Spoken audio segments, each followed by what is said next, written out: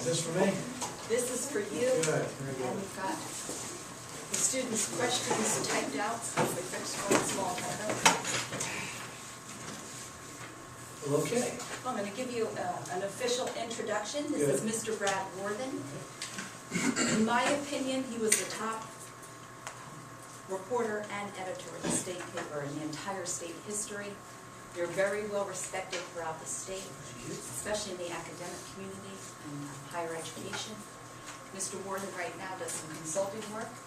He's going to talk a little bit about, and he also has a wonderful website which y'all have been to. I've got it up on the board, bradworthen.com. Okay. We even have a question, I think, that Kenneth is asking about the daylight savings time article. Oh, okay, all right. But welcome to our class. Very good. Well, I hope you do have questions because I don't have a whole lot beyond that. I was supposed to be able to show up for a class, absolutely no preparation whatsoever in the presentation. I used to do that in school, and I've tried over the years to get away from it, but kind of had things pile up on me this week. I'm going to be speaking at another thing tonight. It's up at Furman University on politics and media, panel discussion up there. I don't have anything to prepare for that either, so don't feel alone. But Ms. Payne said that she wanted me to talk about South Carolina politics. Well, that, of course, that's something you all talk about quite a bit, I gather. And that is something that I'm ready to start. I mean, it's a very, very unusual state. One of the things that I found over the years at the state newspaper, where I was, I actually never was a reporter there. I haven't been a reporter since 1980. That's the last time I ever did that. I've pretty much always been an editor. I've, for many years in Tennessee, and then Kansas, and then South Carolina, which is where I was born. So I'm originally from South Carolina. I supervised reporters for the most part. Generally, the people who supervised, people who covered politics and government in South Carolina. And that's actually what I came to the state to do in 1987. I was a governmental affairs editor, and I had a number of reporters working for me who covered the state house and state politics, and had a guy in Washington, Lee Bandy, to cover the stuff up there. And that's kind of my introduction to South Carolina. And it took me about 3 years to realize how very, very different South Carolina was. You know, I'm a Navy brat. My dad was a career naval officer. I grew up all over the country, and you know, I went to school and briefly in South Carolina, but in Virginia, New Jersey, Louisiana, Florida, Hawaii, just kind of all over the place, and got to look at different things. And then I had the opportunity to be a close observer, or at least to supervise the people who were close observers of politics in Tennessee and Kansas. I supervised political reporters in both of those places. And it just was really different here. And it took a while to understand why. There's a saying that you may have heard. There's the South. You know, some people, they'll come here from other parts of the country, and I was the first editor at the state who had not come up at the state. You know, it had been a very insular, family-owned newspaper. Everybody was graduated from the University of South Carolina. Everybody knew everybody. Everybody who was an editor had worked there for 20 years. I was the first person to come in as an editor, as governmental affairs editor, who had worked elsewhere. I came about 5 or 6 months after Knight River Corporation bought the state.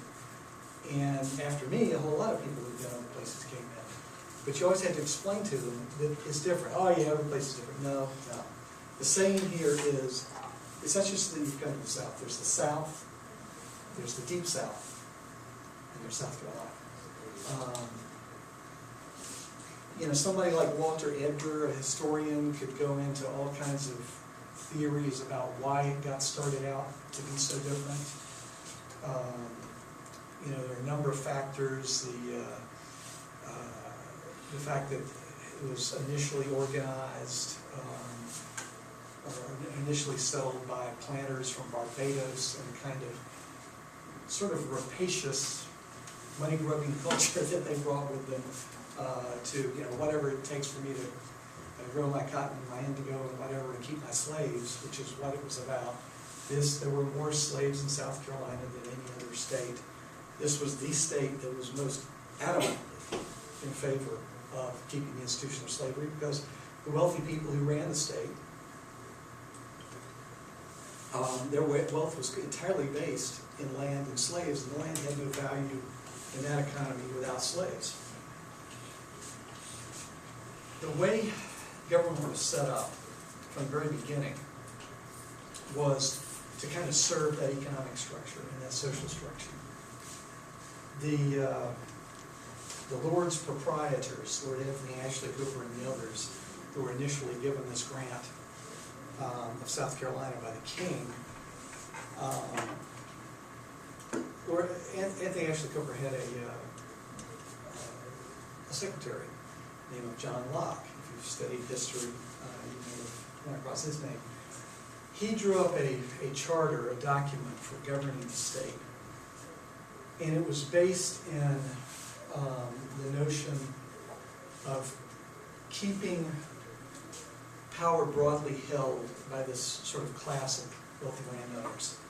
It's, in a way, everybody looks at the Magna Carta as this great step toward modern democracy and freedom. Really what it was the nobles, the barons, made the king cede power to them. It wasn't to the people, it was to the barons. And that sort of concept is what was put into place with these initial governing arrangements in South Carolina in like the 1600s and into the 1700s. Power was vested in a General Assembly, and today the descendant of that is our legislature, which is also still called General Assembly. The governor was kept completely powerless. As it merged into a regular colony, instead of this proprietorship later on, these landowners who ran everything around their own local communities and across the colony wanted to make sure that they kept the power, and that some Johnny-come-lately governor appointed by the king was not able to have a say and tell them what to do. And so power remained vested in that assembly. It continued to be that way through the whole antebellum period up to 1860. After the war, it was set up to be that way again. As you got through the brief period of Reconstruction and the reassertion of power by so many people who held power before the war, and then once again in the 1895 Constitution, the Ben Tillman Constitution, those basic structures were maintained. A powerful legislature that ran everything, local, state. Legislators ran local government. There wasn't no local government. There were no county councils. The county government did not exist in South Carolina until 1975. And it has been kept ever since then very, very weak and unable to make decisions. Cities and counties basically are kept under the thumb of the legislature. The legislature over time, it can no longer effectively run any of this. It's not possible, and yet legislators do not want to give anybody else the power to effectively run things, to make decisions about taxes or how to run, local services or anything like that.